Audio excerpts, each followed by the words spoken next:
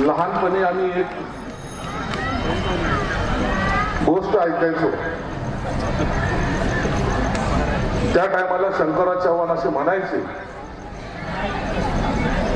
की नांदेडला मी लंडन शहर बनलो.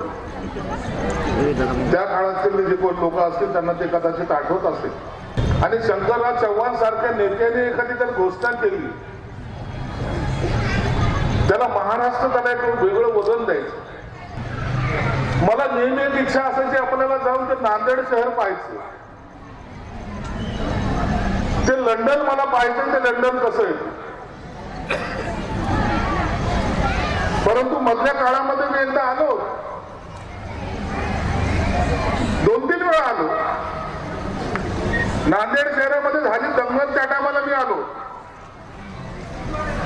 आमचे एक आमदार मित्र वारले त्या टायमाला मी आलो. परंतु मला या शहरामध्ये काही बदल झालेला दिसला नाही. म्हणून आज हेमंत पाटला बरोबर गाडीमध्ये येताना म्हणलं कोणते गाव कोणतं आहे जिथं आपण चाललोय. म्हणे भाऊ तो त्यांचाच मतदारसंघ आहे. मी म्हणलं हे गाव तर सगळ्यात चांगलं असं.